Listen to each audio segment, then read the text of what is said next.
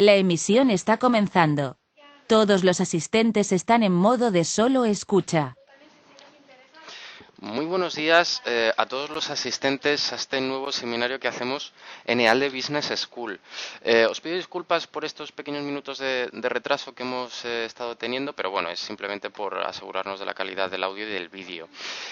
A medida que vais entrando en la sala, a todos los asistentes, y antes de decir nada, si os pediría por favor que comprobarais y que me dijerais por ese chat de preguntas que se escucha y se ve correctamente la presentación.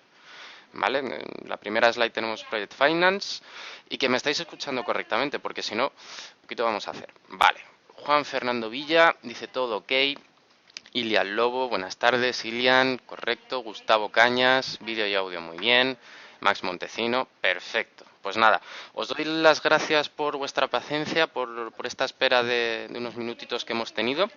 Pero bueno, ya estamos aquí en el seminario que hacemos nuevamente en EALDE Business School.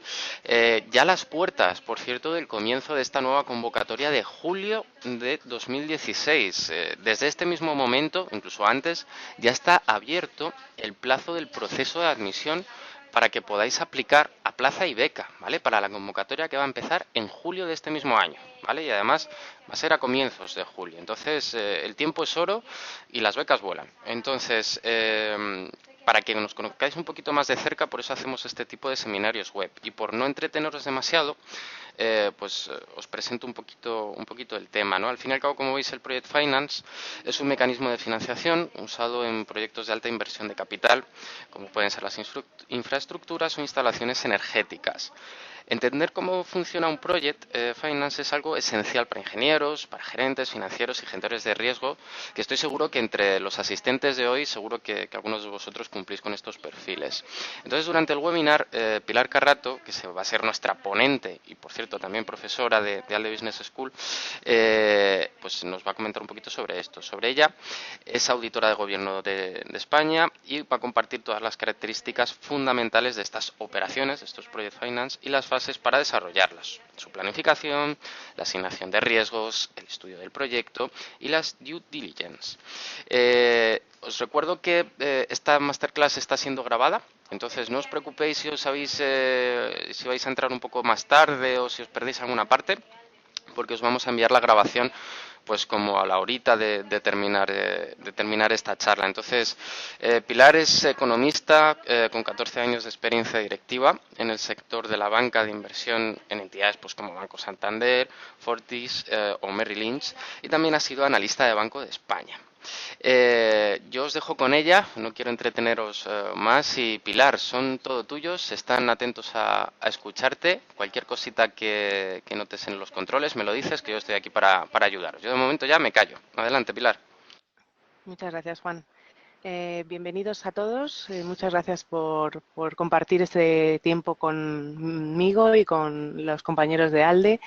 Espero que os sea de utilidad esta charla y, bueno, obviamente el Project Finance es algo bastante complejo y difícil de explicar en pocos minutos, pero lo que intentaré es que por lo menos tengáis la idea de en qué consiste y que se os haga atractivo para querer profundizar en ella y poder así, cursando los distintos másters que ofrece la escuela, poder profundizar en el conocimiento del mismo, ¿no?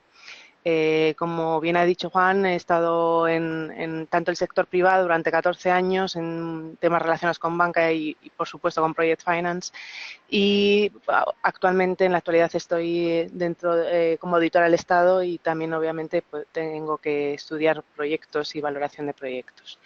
Sin más demora, empezamos con esta presentación que, como he dicho, intentará dar una pincelada de lo que consiste el Project Finance y, por supuesto, si tenéis alguna duda, al final estaré más que dispuesta a intentar resolverlas.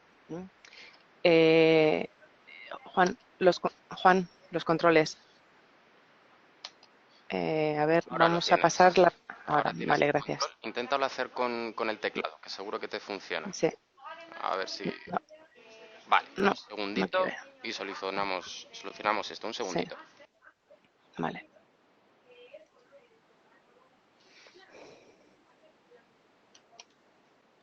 Ahora sí. Bueno, lo primero, obviamente, como el propio nombre indica, el Project Finance, pues es una financiación. ¿Y por qué queremos financiarnos? Pues obviamente porque en el momento actual no se tiene el dinero, ¿no? Y obviamente nos van a tener que cobrar una cantidad de intereses por ese dinero. ¿Por qué nos van a tener que cobrar esos intereses? Pues obviamente porque el dinero tiene un valor temporal y yo prefiero tener el dinero hoy que tenerlo dentro de un plazo de tiempo, ¿no? Entonces, cualquier entidad financiera o cualquier sponsor o cualquier inversor que quiera entrar en la financiación de un proyecto, pues obviamente nos va a cobrar quiere obtener una rentabilidad y por lo tanto tendremos que pagársela si queremos obtener dicho dinero. Esto es lo que dice esta primera presentación, esta primera slide que supongo que podréis leer con más detenimiento. La segunda diapositiva lo que nos dice es dónde colocamos la financiación para los Project Finance. Normalmente una empresa, pues obviamente va a tener una financiación interna y una financiación externa, ¿no? La interna, obviamente, es, por un lado, las amortizaciones del inmovilizado, que realmente, aunque lo dotas como un gasto en la cuenta de pérdidas y ganancias, realmente no es un gasto, es un dinero que retienes, ¿no? Para posibles futuras inversiones. Y luego tienes también una financiación de los beneficios no distribuidos o conocidos también como reservas. Y con ese dinero, pues bueno, la empresa ya tiene algo que poner por su parte, ¿no? Por otro lado, acude a los mercados para obtener financiación. En los mercados puede ir directamente a los mercados de capitales mediante la emisión de acciones, que sería lo que en esta diapositiva se ve como financiación propia, o puede ir a entidades financieras o fondos de inversión para conseguir esta financiación ajena, ¿no? La financiación ajena pues lo puedes hacer eso a través de bancos con financiación crediticia, financiación comercial, con proveedores, como veremos que también el Project Finance llega a acuerdos con los proveedores, ¿no? para que se involucren en el proyecto. Se puede hacer también con una emisión de obligaciones y bonos y está ahí destacado las nuevas fórmulas que es donde situaríamos el Project Finance que va a participar de toda esta financiación ajena que está puesta un poquito más abajo. Vamos a ver. En primer lugar, ¿qué es un Project Finance? Pues realmente es un modelo de financiación. Obviamente es a largo plazo porque es para un proyecto específico que normalmente es necesaria una inversión muy elevada y todo ese proyecto de financiación está basado en los recursos que el propio proyecto va a ir generando en el futuro. Y esta va a ser la única garantía del reembolso del dinero que se nos preste, ¿no? Esa es la única garantía del reembolso de la financiación que se nos ha concedido. Por lo tanto, tenemos que tener en cuenta que para que exista un Project Finance tiene que haber un proyecto y ese proyecto tiene que generar una serie de flujos de caja en un futuro y esos flujos son los únicos que van a utilizarse para el pago de la deuda o de la financiación que nos han dado, ¿no? Como se pone aquí en esta tercera diapositiva, financia proyectos garantizados únicamente por los flujos. Es muy importante el segundo punto, que es una financiación fuera de balance para los promotores. ¿Por qué? Como sabemos, en las empresas tú tienes que tener una distribución en el pasivo entre los recursos propios y la deuda para que la estructura financiera de tu empresa sea sólida y sea una empresa solvente. Tú no puedes estar sin fondos propios, sin acciones y sin reservas y totalmente endeudado porque podrías entrar en problemas de pagos. Y tampoco es bueno tener todo solamente fondos propios y nada de deuda por el apalancamiento financiero, ¿no? Entonces, si nosotros queremos abordar como empresa un proyecto muy fuerte, que demanda muchos recursos, si aumentamos muchísimo la deuda de nuestro balance, puede que la proporción que tenemos que tener entre fondos ajenos y fondos propios se desequilibre y no nos compense, porque entonces cuando vayamos a pedir cualquier préstamo a un banco, pues no nos lo den. De ahí la importancia de esta modelo de financiación, porque nos permite sacarlo todo fuera de balance, tanto la inversión por el lado del activo como la financiación por el lado del pasivo. Nos lo permite sacar fuera de balance, con lo cual no nos afecta al resto de los ratios que como empresa tenemos. Es decir, si yo, por ejemplo, soy Repsol, por ejemplo, que se dedica a la explotación para la gasolina, gases, etcétera.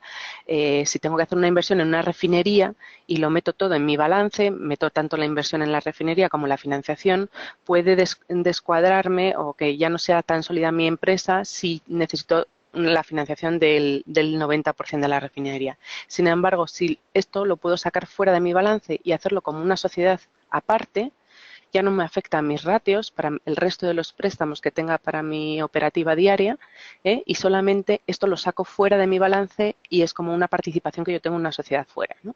Entonces, es un atractivo muy grande para los promotores. El tercer punto también es muy atractivo porque quiere decir sin recurso o con recurso. Normalmente se intentan diseñar sin recurso. ¿Qué quiere decir?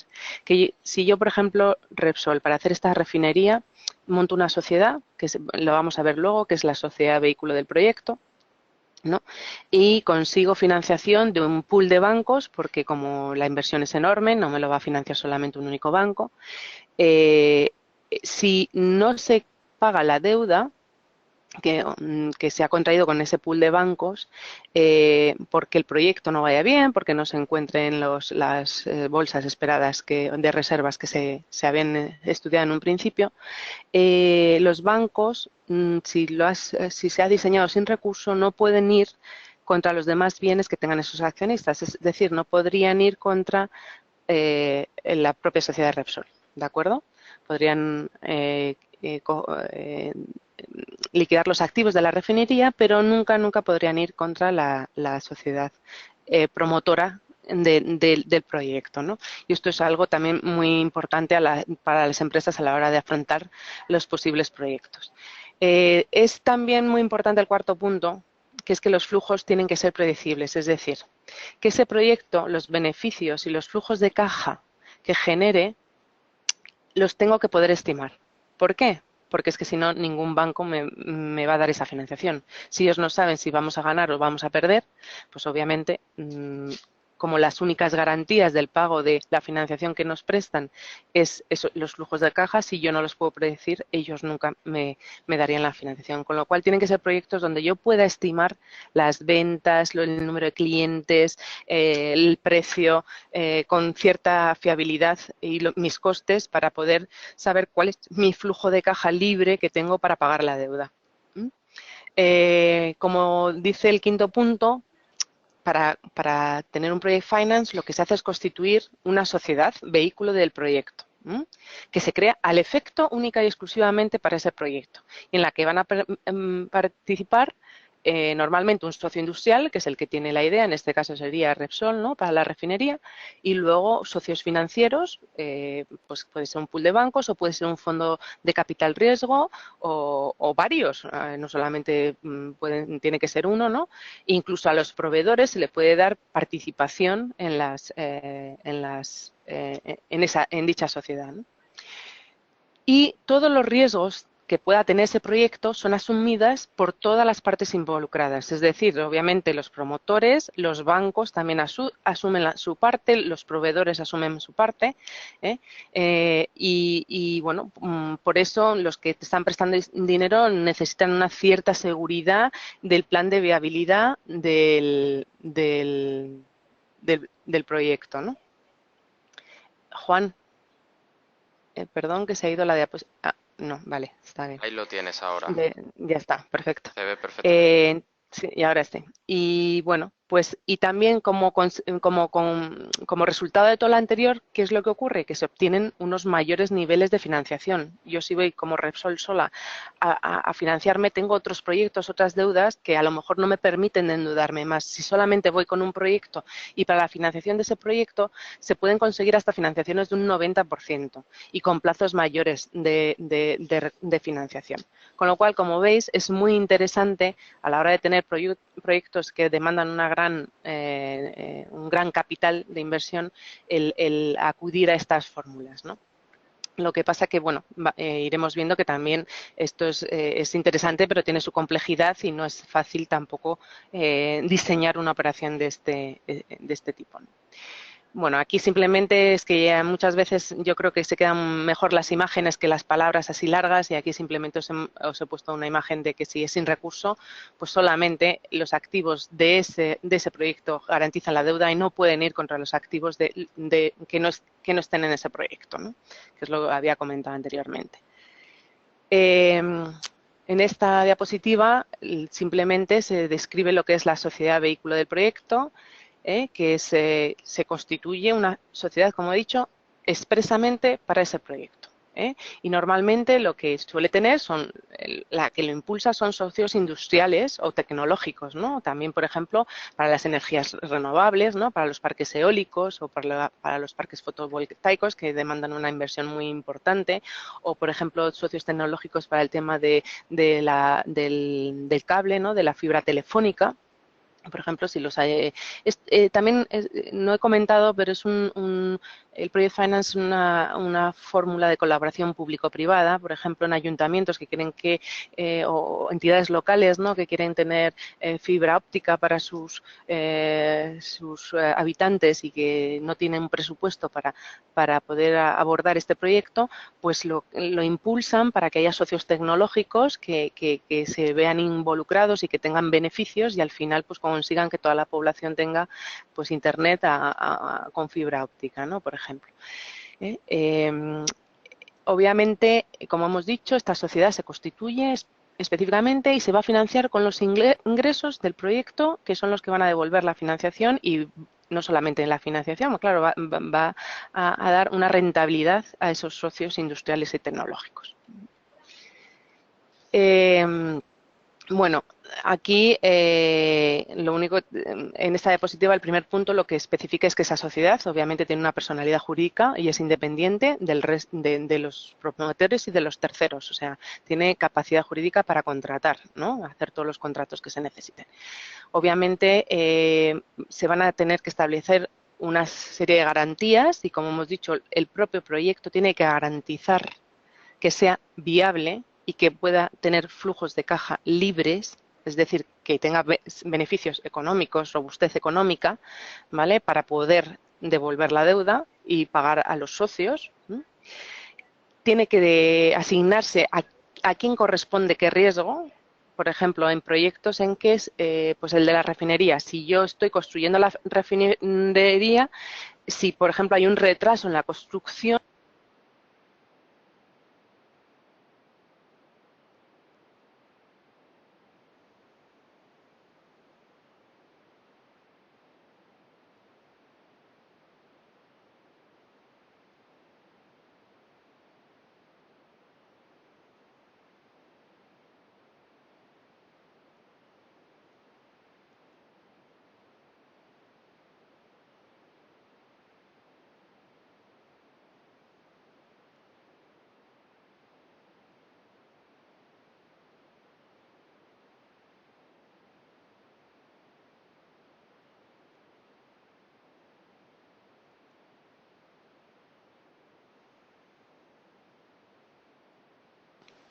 ahí mejor, venga, que si pasa algo que no se cumple dentro de ese contrato, se puede resolver el contrato, ¿no?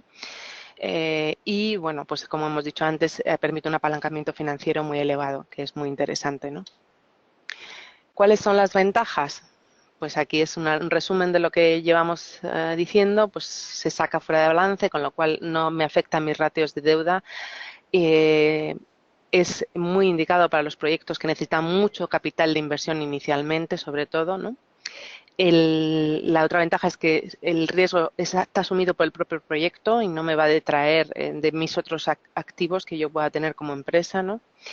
En los apalancamientos elevados que hemos dicho, el 90%, me conceden la financiación a plazos más largos, porque como ellos también participan en la rentabilidad del proyecto, pues también me pueden los bancos dar un plazo de financiación más largo.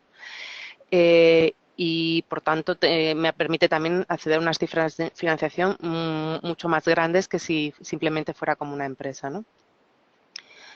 Y el último punto es lo que os señalaba, os permite financiar de forma privada bienes de interés público como el que os he puesto de ejemplo de la fibra óptica para las poblaciones locales.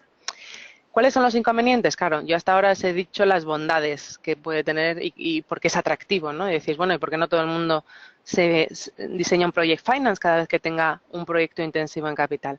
Pues bueno, pues porque tiene una estructura muy compleja y, claro, si tú tienes que diseñar un plan de futuro de viabilidad del proyecto, tienes que diseñar quién asume qué riesgos. No hay que olvidar que es un importe elevado de financiación. Tienes que establecer una serie de garantías y de seguros. Tienes que establecer los due diligence, o sea, lo mínimo que tienes que estar cumpliendo, porque si no se puede rescindir el contrato. Pues todo ese diseño laborioso implica que unos costes elevados, ¿no? Y además, pues claro, es un plazo largo en la ejecución, ¿no? ¿Qué es lo que tiene? Pues también tiene riesgos financieros, como lo puede tener una empresa de tipos de interés, a lo que me haya financiado si ese tipo de interés variable, por ejemplo, o tipo de cambio, si estamos utilizando otra moneda, riesgos de negocio, porque pues yo he apostado, por ejemplo, por la fibra óptica y de repente sale un descubrimiento tecnológico que deja obsoleto esta fibra óptica que yo había pensado que iba a tener una duración de 15 años, ¿no? Y obviamente tiene riesgos políticos y legales. Por ejemplo, pues eso, si tienes una refinería en un país que no es el tuyo y de repente pues se decide por el país en cuestión nacionalizar las energías, ¿no? Entonces, pues era un proyecto que tú tenías estimado que se iba a explotar durante 20 años y de repente al séptimo nacionalizan y dejas de tener esa rentabilidad, con lo cual supone un riesgo importante para todos los intervinientes, ¿no? ¿Qué es lo que pasa? Que cuanto más elevado sea el riesgo y en las zonas donde geográficas o de tipos de interés o de moneda estés involucrado, pues más alta será la rentabilidad que te vaya a pedir el banco o el pool de bancos o el fondo de capital riesgo que te ayude en el desarrollo de este Project Finance. ¿Dónde se suelen utilizar los Project Finance? Pues he puesto ejemplos, pero bueno, son podéis ver ejemplos de Project Finance, pues mira, para hacer una autopista, para hacer hospitales, por ejemplo. En tema de energía, como hemos dicho, refinerías, parques eólicos, fotovoltaicos. En comunicaciones, como he dicho, la fibra óptica se usa muchísimo. En servicios, pues bueno, parques de atracciones implican una inversión muy grande inicial, ¿no? Y en medio ambiente, pues se utiliza muchísimo para el tratamiento de residuos, por ejemplo, ¿no? Aquí se ve la utilidad que podéis estar en cualquiera de estos campos y en cualquiera de estos campos puede ser muy útil el diseño de un Project Finance. Aquí simplemente en esta diapositiva lo que os he querido poner, por si veis y tenéis interés, como veis que es algo muy útil de cara de si estáis trabajando en una empresa, de entender, pues si luego profundizáis en libros o ojalá pueda ser en clases con esta escuela, pues cuando se utilicen términos que os sean familiares y aquí simplemente hay diferentes tipos, ¿no? Por ejemplo, que el primero es cuando se monta por ejemplo, la refinería, pero no se va a transferir nunca los activos del proyecto a nadie, o sea, van a seguir siendo siempre suyos, ¿no? En cambio, en la siguiente, el boot es cuando tiene una fecha final, ¿no? Y al final de los 20 años de explotación, la refinería pues se le transfiere al Estado o a quien sea, ¿no? El siguiente es un claro ejemplo de una concesión de una autopista, por ejemplo, os los he puesto así con ejemplos, ¿no? Y el siguiente sería el típico de prisiones, ¿no? Bueno, aquí simplemente es para que suenen los nombres, pero en todos los casos es un proyecto que sus recursos, sus flujos de caja son los que pagan la financiación y tiene que tener unos flujos estables y predecibles y seguros, ¿no? Y una estructura segura para poder abordar la financiación. Vamos a la siguiente. El contrato, como hemos dicho, obviamente un pool de bancos que te va a prestar una cantidad de dinero importante o unos fondos de capital riesgo, va a introducir en los contratos que se firmen una serie de cláusulas, ¿no? Estas cláusulas, aquí simplemente digo unas pocas de ellas, porque es que normalmente estos contratos son muy grandes y con un montón de cláusulas y un montón de due diligences y un montón de ratios que hay que cumplir, ¿no? Entre ellas destacan unas cuantas que son, por ejemplo, las condiciones precedentes, que son requisitos que tienes que cumplir antes de firmar los contratos, ¿no? Unas garantías anteriores, ¿no? Por ejemplo, aquí otra de las cláusulas son el tema de los seguros. Es obligatorio tener pólizas de seguro para prácticamente todo, o sea, para un seguro para si no se te termina el contrato a tiempo del bien, un seguro pues de tipo de cambio, de tipos de interés, tienes que tener seguros para prácticamente de todo, ¿no? Esta otra cláusula se utiliza mucho, que es el cross default, que es la posibilidad de que los bancos, el pool de bancos y los promotores también, claro, puedan resolver el contrato si se produce un impago de cualquier otra deuda, por ejemplo, a un proveedor de la compañía, ¿no? También la siguiente cláusula se suele utilizar mucho, que es la limitaciones que existen con los accionistas. No puedes, por ejemplo, que el único cliente que compre el producto de ese proyecto sea una sociedad de uno de los accionistas, ¿no? Están muy limitadas las operaciones vinculadas o por lo menos están vigiladas, ¿no? También operaciones de limitación con los accionistas, quiere decir el reparto de dividendos, también te pueden decir que no se puede repartir más de un 5% en dividendos, por ejemplo. Y también las restricciones en el cambio de la composición del accionariado de la sociedad vehícula del proyecto. No puedes de repente tú vender tu participación, Repsol si monta una no puede vender su participación y vendérsela a una compañía, a cualquier otra compañía petrolífera, ¿no? Está vinculado a que una estabilidad accionarial. Entonces aquí simplemente os he puesto en esta diapositiva pues las más habituales, pero como he dicho, los contratos suelen ser enormes, ¿no? Pues por ejemplo, tienes que tener garantías, o sea, los activos, los préstamos van en contra de esos activos, si no se pagan, pues por lo menos que los puedan tener los bancos, ¿no? Por ejemplo, obligaciones positivas. Aquí solamente voy a destacar uno, porque si no, nos podemos tirar aquí 2 horas hablando, ¿no?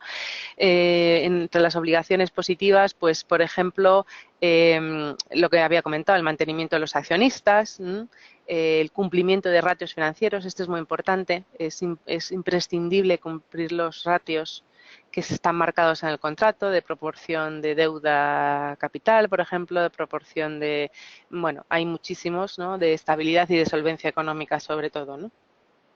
Hay unas obligaciones de información, se tienen que estar rindiendo cuentas mensualmente casi siempre, ¿no? Negativas, se dicen obligaciones negativas porque son cosas que no puedes hacer. Tú no puedes vender los bienes activos que están afectados al proyecto, por ejemplo. Y si tú vendes parte, pues si la sociedad vehicular del proyecto vende parte, el pool de bancos puede rescindir el contrato, ¿no? Por ejemplo, si no se puede otorgar con el dinero que tenga el proyecto porque de repente haga unos flujos de caja superiores a los que se tenían estimados en el business plan, no se puede conceder préstamos con ese dinero. Se podrá, normalmente lo que se tienen son cláusulas que implican la de amortización más acelerada del capital, pero no se pueden decir, bueno, a mí me sobra dinero y tengo flujos de caja, pues me dedico a dar préstamos a terceros, pues no te dejan, ¿no? Y también se te limita con esos flujos de caja excedentes por encima de lo que se había estimado en el business plan, se te limitan el poder hacer inversiones adicionales, porque normalmente lo que siempre se quiere es, aunque te hayan dado un plazo de financiación más largo, es amortizar lo más rápido posible, ¿no? Entonces, bueno, aquí simplemente también os estoy poniendo más ejemplos, ¿no? De las garantías, que como para que veáis el listado que es increíble, ¿no? Aquí solamente pongo unas cuantas, pero es que suelen ser muchísimas.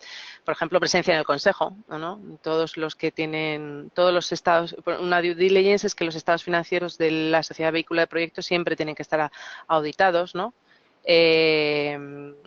Si, por ejemplo, se hace una ampliación de capital porque se tiene que hacer una nueva inversión, los que son los promotores y todos los participantes en el proyecto deben de tener normalmente preferencia, ¿no? Para suscribir esa ampliación de capital. Los ratios, pues como he dicho, los ratios sobre ventas, el ratio sobre beneficio antes de intereses impuestos o el EBITDA también, ratios de estructura de relación de fondos ajenos con fondos propios, ratios de rentabilidad, del return on equity o el return on investments.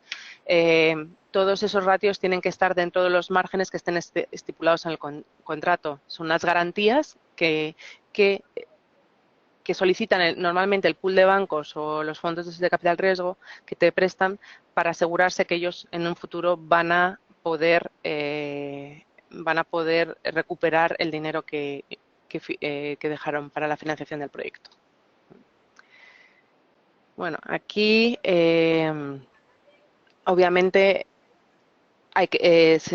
como hemos dicho, se constituye una sociedad vehicular del proyecto que tiene capacidad jurídica porque tiene personalidad jurídica propia. Todos los órganos internos tienen que aprobar esas garantías. Esas garantías tienen que ser válidas y exigibles. Bueno, aquí simplemente son las características de todas esas garantías, ¿no?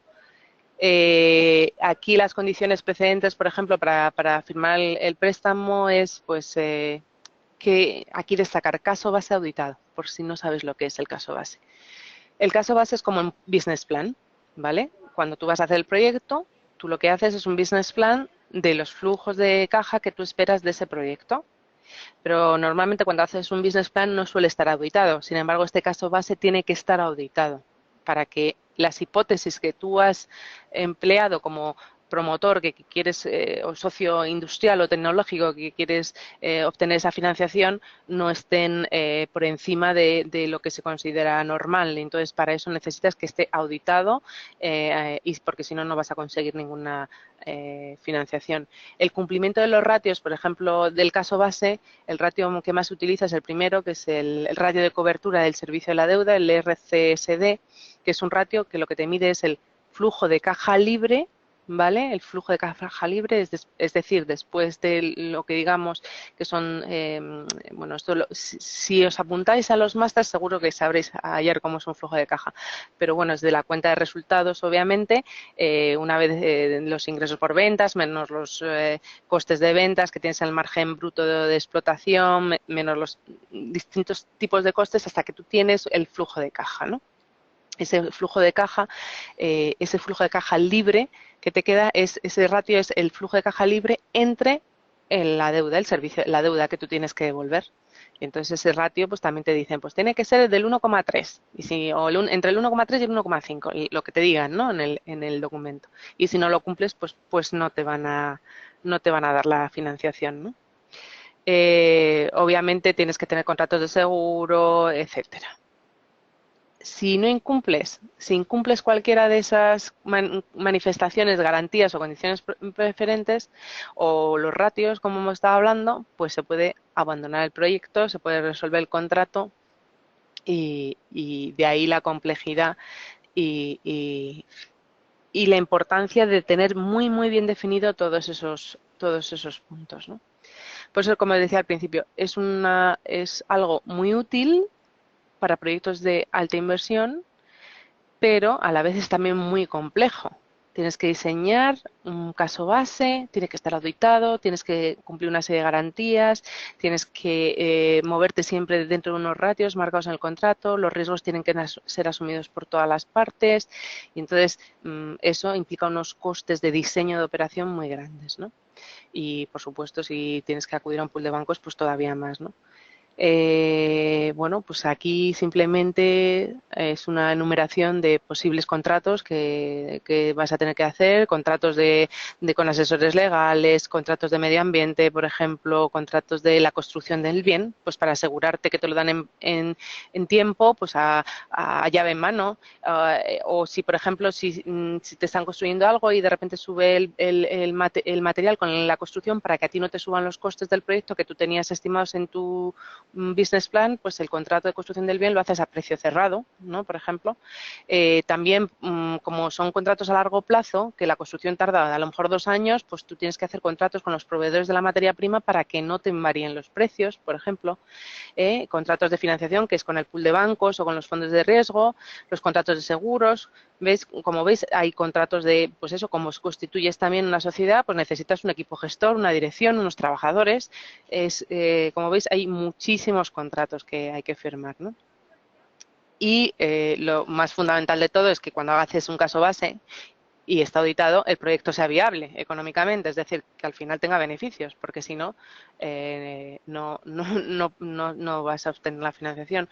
Obviamente los promotores, que son los técnicos, tienen que ser solventes, los casos tienen que ser predecibles y los riesgos hay que gestionarlos pues tomando toda esa serie de contratos y de seguros para que no existan. Bueno, aquí como siempre pues os pongo simplemente un esquema para que tengáis idea de lo que es un Project Finance, ¿no? Tienes el promotor, que es el que pone el capital, el socio tecnológico normalmente, ¿no? El industrial, el que sabe el know-how de cómo se explota el negocio, y luego pues entran bancos o fondos, ¿no? Que son los que nos aportan la deuda, se constituye la sociedad vehícula del proyecto y entonces se aborda el proyecto. Normalmente 2 años de construcción y luego a partir de entonces es cuando empieza a tener flujos de caja positivos, ¿no? Aquí simplemente es toda esta enumeración de contratos que os he hecho antes, pues como os digo, a mí me gusta que también que las cosas entren vía imagen, porque a veces se nos queda mejor que en vez de en palabras y bueno, pues para que veáis que hay muchísimos contratos, ¿no? Claro, si yo tengo que estimar una venta de productos, pues yo tengo que tener un contrato de venta con el comprador del producto terminado, por ejemplo, ¿no? O con el proveedor de mi materia prima, o con el contratista de la obra que me está haciendo la refinería, ¿no? Etcétera. En esta siguiente, obviamente, el riesgo que tiene este proyecto es que los flujos de caja que nosotros hayamos proyectado luego no se cumplan, ¿no? Y estos riesgos, pues, cuando al principio de la operación se pueden clasificar en dos tipos de riesgo, que son el de construcción, porque claro, mientras me están construyendo el parque eólico o me están construyendo la refinería o la planta de tratamiento de residuos, pues que el precio que me quieran cobrar no sea el que yo tenía estimado en mi caso base, ¿no? Por eso lo del contrato llave en mano o a precio cerrado. Y luego son los riesgos de la operación, porque claro, si yo tenía estimado unas ventas que luego no se me producen o un precio al que yo podía vender, pero luego hay un riesgo político porque sale una legislación y me limitan el precio de la luz, por ejemplo, y yo estaba haciendo estimaciones para un parque eólico de producción de luz, pues claro, eso me va a afectar a todo mi caso base, ¿no? Y es muy importante tener en cuenta todos estos riesgos. Pues en esta diapositiva simplemente os pongo unos ejemplos de diferentes tipos de riesgos, que es lo que he ido trasladando a lo largo de la exposición, ¿no? Pues, por ejemplo, es en la construcción, pues que haya retrasos, que haya sobrecostes, que cuando me dijeron que me iban a construir el parque eólico me iba a costar, yo qué sé, 100 millones y al final me ha costado 150, ¿no? Que haya fallos técnicos, que luego no funcionen, pues eso, también tenemos riesgos del mercado, de que la demanda que yo tenía estimada pues haya reducido, que el precio que yo tenía estimado que iba a poder poner, pues que no se pueda poner porque haya habido una regulación y me lo limite, etcétera, ¿no? Lo que he dicho de riesgos políticos, de que de repente me despropien porque me estoy dedicando a energías y de repente un país decida que quieran nacionalizarlas, ¿no? O otros riesgos como de fuerza mayor, ¿no? Como puede ser un terremoto o pueda ser cualquier riesgo de la naturaleza, ¿no?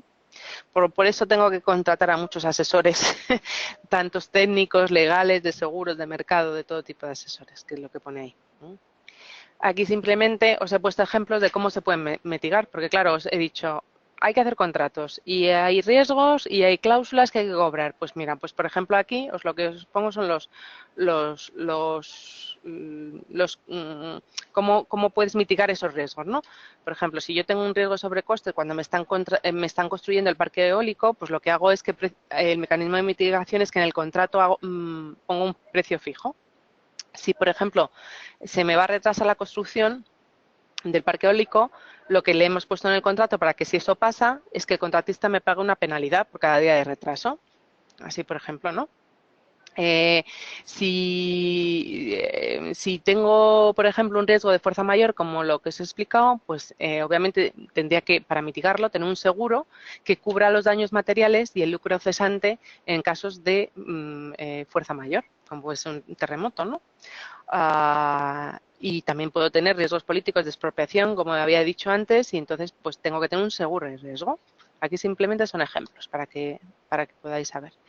En esta siguiente diapositiva simplemente os he puesto los ratios que más se suelen utilizar. El primero, es sobre todo tener en cuenta el primero, ¿no? Que es el ratio de cobertura del servicio de la deuda, que es lo que los financieros obviamente van a mirar, si va a haber flujo de caja, fondos después de impuestos disponibles para pagar la deuda.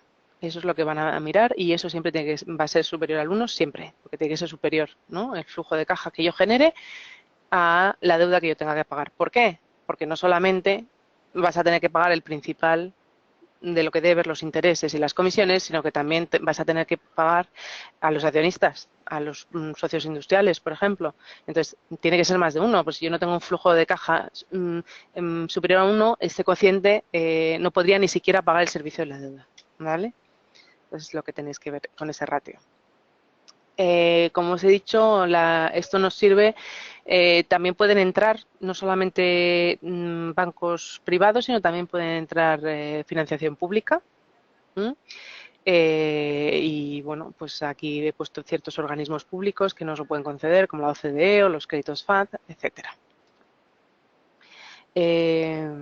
Esta Project Finance, como he dicho al principio, se ha utilizado mucho para los nuevos sectores, para dar entrada a nuevos promotores y nuevas entidades financieras que no sean las habituales que utilizan nuestras empresas y sirve mucho para la internacionalización de las empresas, que normalmente implica un desembolso inicial muy elevado que no lo puedes abordar con la estructura corporativa normal, ¿no?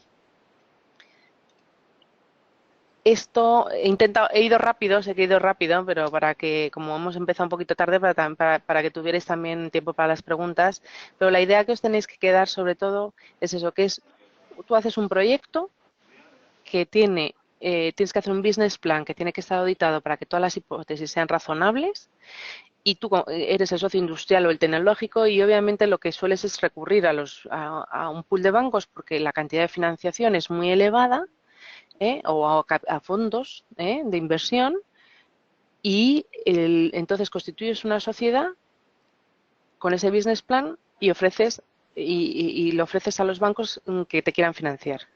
Normalmente el pool de bancos lo que hay es un banco coordinador, ¿no? Que es el principal y que ofrece al resto de los bancos entrar en el proyecto. El resto de los bancos al banco principal lo que le hacen son ofertas y luego al final el banco principal, pues en función de las ofertas que ha recibido, va asignando las cantidades. Ese proyecto, una vez que ya tienes la oferta de todos los bancos, pues se constituye la sociedad, se lleva a cabo, se hace la construcción. Para eso se firman un montón de contratos, un montón de garantías y empieza la vida de ese Project Finance. Cuando empiezas la vida de ese Project Finance, pues hay que estar pendiente de cumplir todos esos ratios, todas esas garantías, tener en vigor todos los seguros necesarios para si no, porque si no se puede resolver el contrato. Y lo bueno que tiene el Project Finance es que es el propio proyecto el que va a devolver el dinero que se debe y pagar a los accionistas una rentabilidad. Y si lo has hecho bien, el caso base, y si no existe, y si todos los riesgos que tenías los has conseguido mitigar a través de los contratos, pues siempre será un negocio rentable, siempre hay que cumplir los ratios y los y las due diligence y las garantías que están establecidas en el contrato. Lo único que es complejo y caro. Efectivamente. Pues muchísimas gracias, Pilar, Nada. porque yo creo que ha sido una exposición clara. Y aunque haya sido rápida, pues por lo menos sí que se ha transmitido esa idea general sobre el Project Finance. Y ahora os invito a todos los asistentes, que por cierto habéis estado muy atentos durante esta charla, a que os animéis a poner las preguntas en ese chat con las dudas que os hayan quedado por resolver. Así resolvemos 2 o 3 antes de dar esto por finalizado. Pero os animo a que escribáis. Y yo mientras tanto, mientras escribís esas preguntas en el chat para que las resuelva Pilar, yo os comento que, y vuelvo a insistir, que que por un lado, que esta grabación, este seminario, está siendo grabado y que se os enviará a vuestro correo electrónico, y por otro lado que las nuevas convocatorias de estos máster de ALDE Business School están ya abiertas, ¿vale? Que podéis aplicar ya a plaza y beca. Entonces os animo de verdad a todos a aplicar. Es posible conseguir todavía buenas condiciones, aparte que va a haber muchas novedades en el catálogo de productos que tenemos en EALDE de máster. Y bueno, pues os invito a solicitar información y a enviar esa solicitud de admisión. Entonces, escribid esas preguntas en el chat, ya os estáis animando. Y, por ejemplo, Diana María Salinas Tolosa pregunta: ¿qué elementos hay que tener en cuenta para estructurar el caso base? Eso es lo que nos pregunta Diana. Pilar, ¿qué elementos hay que tener en cuenta para estructurar el caso base? Son muchos. Bueno, obviamente lo que tú tienes que tener los elementos es, lo más importante son los flujos de caja que tú vas a generar. Entonces, claro, tú tienes que estudiar cuáles van a ser tus ingresos. En ese caso vas a tener que hacer un balance, una cuenta de pérdidas y ganancias y un estado de flujos, ¿no? El cash flow que se llama, ¿no? Y para elaborar tanto el balance como la cuenta de pérdidas y ganancias como el estado de flujos o cash flow, pues vas a tener que tener en cuenta los ingresos por ventas, la demanda, el precio que puedes poner, los costes en los que vas a incurrir. Y obviamente los 2 primeros años vas a tener pérdidas porque lo único que vas a hacer es inversión y construcción y vas a tener un balance donde cada vez el inmovilizado va a ser más grande mientras estás construyendo la refinería o el parque eólico y donde vas a tener una deuda en el primer momento muy elevada. Fijaros, se me ha olvidado deciros, pero es interesante. Hay una deuda que se hace general para el inmovilizado y otra deuda, por ejemplo, solo para el IVA, es solamente para el IVA y que luego se va a compensar con todos los flujos de caja futuros. Pero bueno, tú lo que tienes, todos los elementos, es los activos, los pasivos y la cuenta de resultados y luego el estado de flujos de efectivos. Esos son los 3 elementos básicos que vas a tener que diseñar y obviamente que toda esa estructura de balance, toda esa rentabilidad de la cuenta de pérdidas y ganancias y toda la disponibilidad de fondos esté dentro de los ratios considerados razonables para que el pool de bancos esté interesado en financiar. Muy bien, perfecto. Y a mí se me ocurre una duda.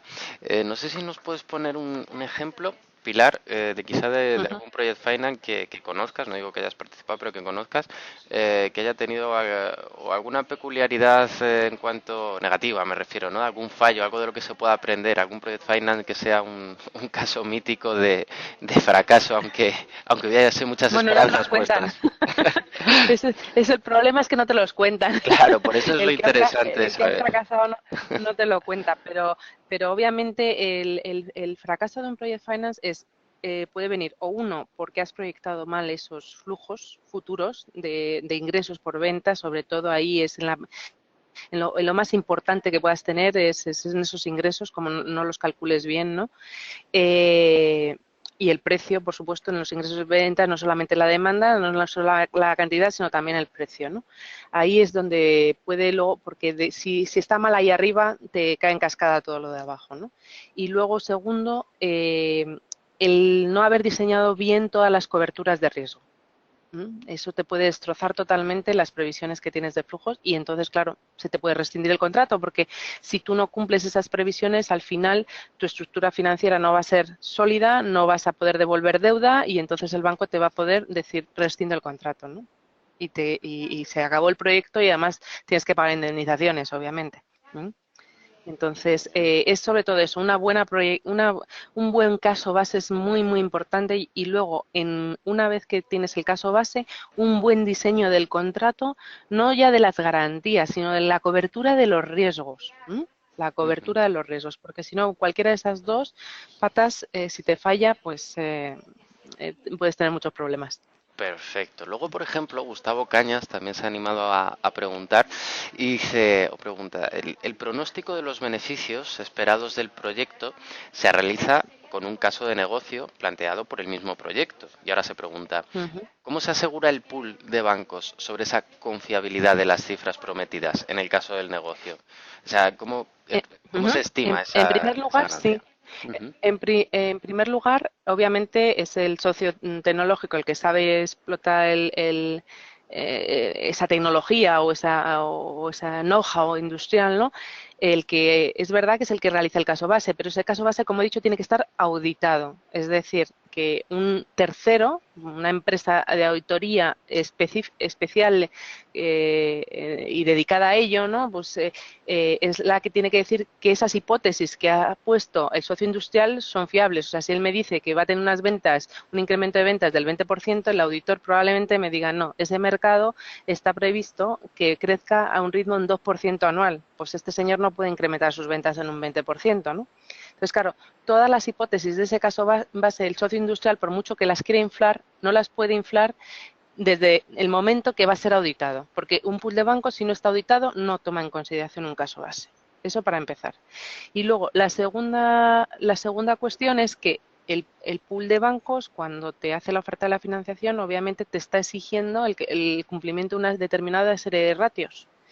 Y esos ratios son los que te aseguran, ¿no? Que ese dinero, que en principio está en ese caso base, pues se vaya a destinar a las cosas que se tienen que destinar y no que el socio industrial pueda hacer lo que quiera. No sé si me explico. ¿Mm? Perfectamente.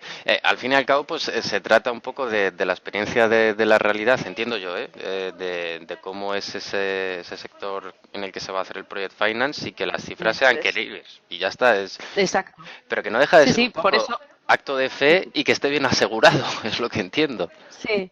Bueno, es acto de fe, pero acto de fe que no se puede hinchar porque normalmente eso está auditado por compañías muy importantes. Claro, yo aquí no puedo hacer publicidad de compañías, ¿no? Pero de las auditoras, porque soy auditora del Estado y no voy a hacer no voy a hacer publicidad de ninguna, ¿no? Pero claro, tiene que estar auditado. Entonces, claro, todas las hipótesis establecidas en el caso base son muy, muy, muy contrastadas y entonces no están infladas. Al revés, o sea, siempre se intenta ser lo más conservador posible, porque si no, el banco obviamente no te va a dar la financiación si ve que eso está inflado, ¿no? Entonces es muy, muy, muy importante que las hipótesis sean creíbles y para que el auditor te dé el ok y Muy así bien. pueda llevarse a cabo. Perfecto. Bueno, Diana María pregunta, hay un temor del financiador y es el riesgo de impago, máxime cuando también Ujú, forma parte del riesgo del proyecto. ¿Cómo mitigar ujú. este riesgo? Y lo decía, pues bueno, a propósito del ejemplo de eventuales fracasos, ¿no? De Project Finance que hayan podido fracasar. Sí, bueno, una de las cláusulas que suelen querer meter casi todos los pools de bancos, obviamente, es, por ejemplo, esos excedentes de flujos de caja que os había comentado aquí en la presentación, que no se puedan utilizar nada más que para amortizar otra vez deuda. Es decir, que aunque ellos estén prestando a un plazo de 15 años, si por la razón que fuera vendieran más, dado que el caso base, las estimaciones suelen ser conservadoras para que puedan entrar. Normalmente, si no va mal el Project Finance, los flujos de caja son superiores a los que tienes en el caso base, ¿no?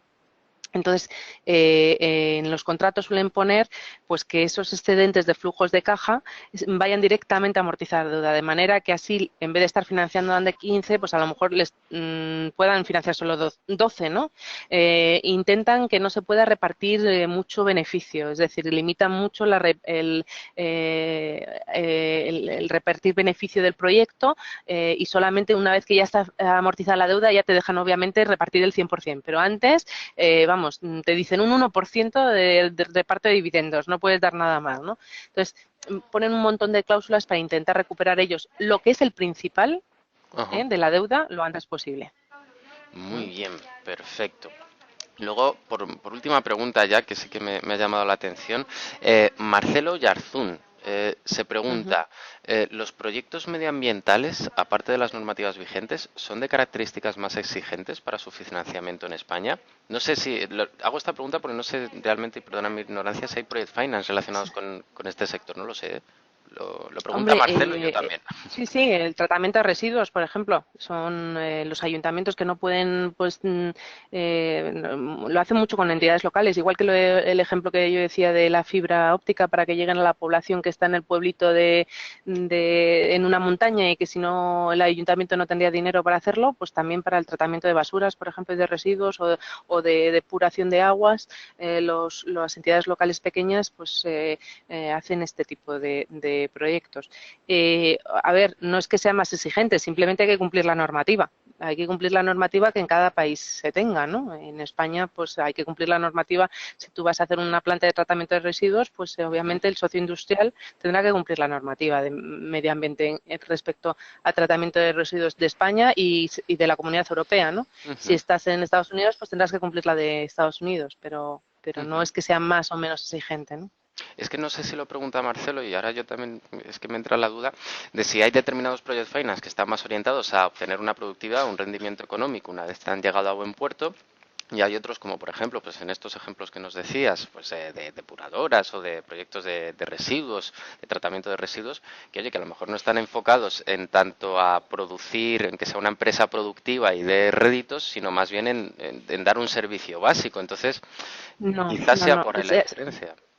No, a ver, al final, si todos los Project Finance tienen un socio industrial y tecnológico y uno financiero, ¿no? Entonces, no hay que olvidar que los bancos, como todos, quieren ganar más dinero, los socios industriales y los tecnológicos quieren ganar dinero, entonces todos los proyectos tienen que ser rentables económicamente y por rentables me refiero a proyectos que se gane dinero. Obviamente, cuando está detrás un ayuntamiento o una entidad local que quiere promocionar algo, pues a ellos no es el primer objetivo el ganar dinero, pero claro, lo que pasa es que sus socios sí es su primer objetivo. O sea, entonces nunca se puede perder de vista de que siempre los project finance tienen que ser rentables. Porque si no, no consigues a los otros promotores. Porque, por ejemplo, un ayuntamiento de un pueblecito en una montaña que quiere poner la fibra óptica para que tengan internet sus habitantes.